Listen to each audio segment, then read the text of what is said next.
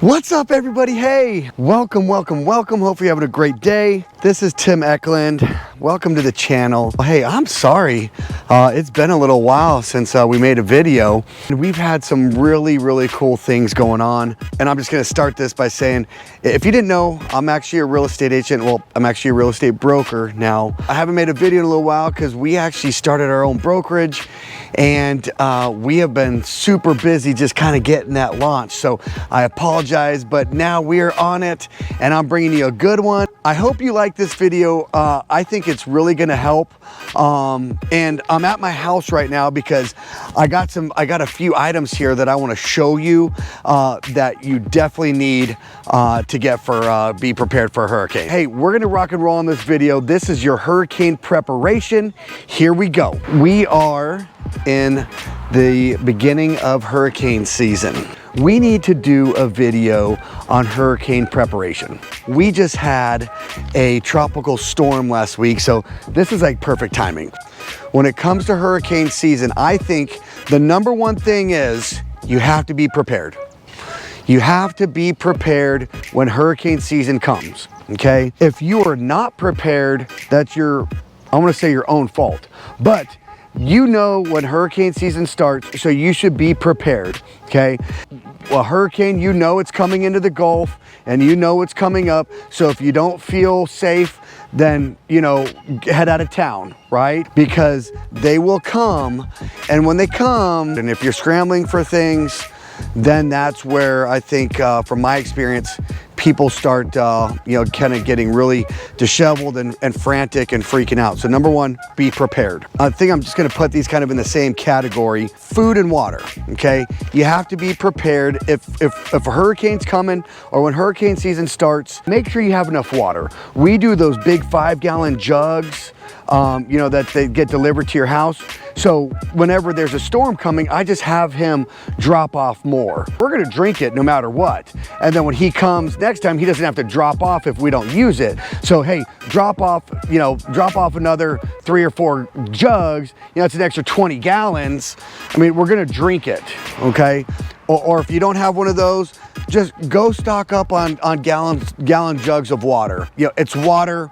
It's not gonna go bad if you don't drink it right then. You can drink it later on, but go buy gallons of water. You know, try to have a gallon a day for each person. I think that's what they say is probably the amount that you should have per person, but definitely have enough water, okay?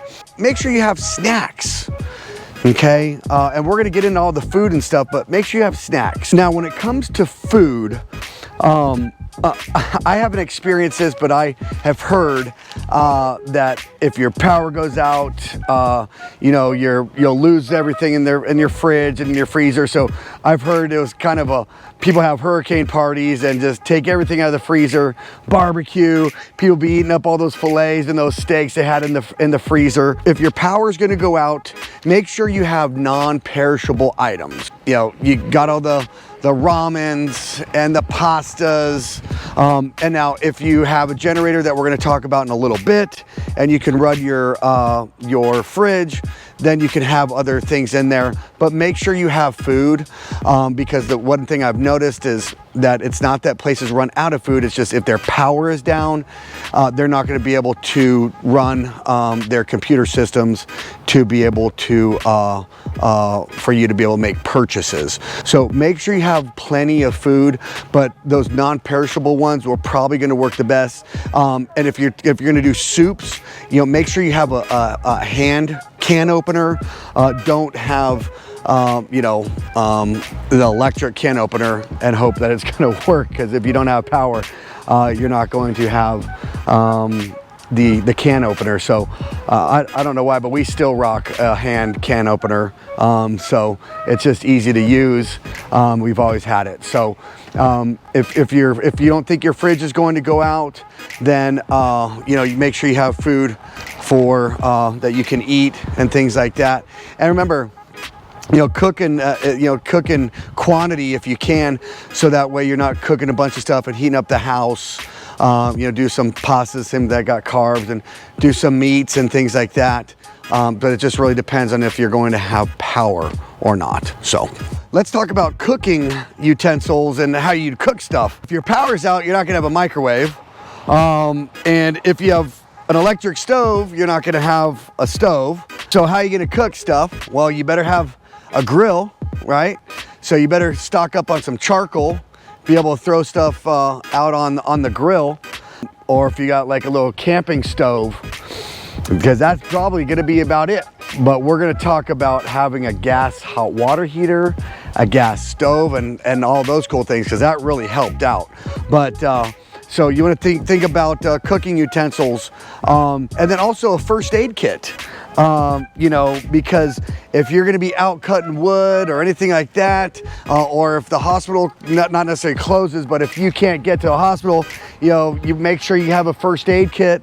If anybody's on any kind of medication, make sure you have all that stuff ready. You don't want to have to be, you know, trying to find it. You know, so remember, we're just talking about preparation here. So if a hurricane is in the Gulf, and we're getting ready to have a hurricane that's going to be in a week or so, you're going to get all this stuff ready and make sure you have everything ready. If you live in an area that may flood, make sure you have all of your legal documents, you know, passports, any of that kind of stuff that you may have, or if you have anything that may flood. You know, obviously you want to make sure you have all that. So if you have it in a safe, a little portable safe or folder or something like that, make sure you have all that stuff. And have all that ready, okay? Also, let's talk about your kids, your pets. You know, people forget, you know, pets get anxiety. So make sure you have, you know, things for them to do. Make sure you have food, water. Make sure you're including them with the water that you're buying with those gallons. You know, and your water will probably still work at your city. And the reason why they say get water is because if something was to happen to the water system, or I think also if like the sewage system was to go into the water system and things like that, that it could contaminate it, or like if you go on to a boil water notice, you know, if you're not able to boil the water, you want to be able to have clean water. But then also make sure you have like stuff to do for the kids. You know, board games, cards, Uno,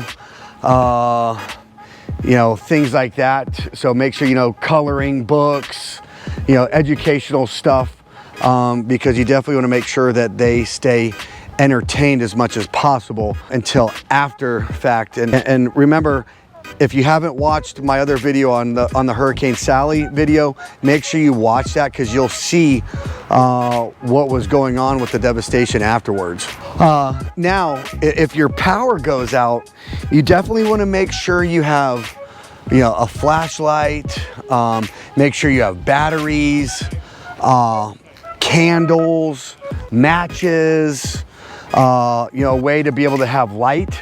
Also, these aren't necessities, but you know, you should definitely have I got a chainsaw and just different stuff like that, because if your trees go down, you want to be able to get those out of the way. Some like the clippers to cut limbs, but those are just, I'm just starting to ramble about a bunch of different things here. But I think you know, one of the coolest things for us is we actually have a gas hot water heater. And so we have a gas stove. So when Hurricane Sally hit, everybody lost their power. Well, we actually had hot water and we had a stove so we could actually cook. But I'm gonna show you right now one of the coolest things, and I think everybody should do this, is they should get a generator. So we're gonna walk back here. I'm gonna show you my generator, and I'm gonna show you what else we did with it. All right, so last year I bought this old Predator 9000. I actually got it from Harbor Freight. And this thing is awesome.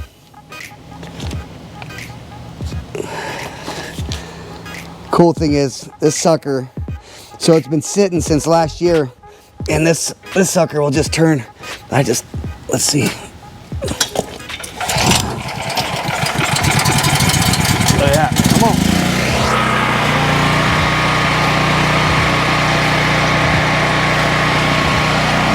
And you could just roll it, pick it up and roll it right here, just like that.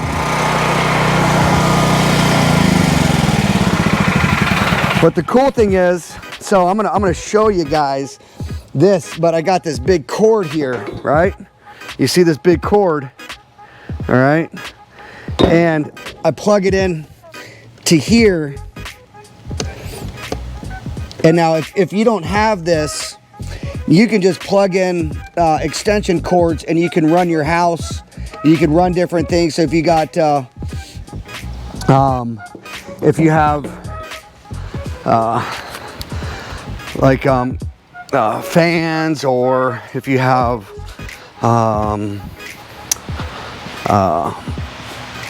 window units, you know, things like that. If you have like a little fridge, a mini fridge, you can you know, run it with that.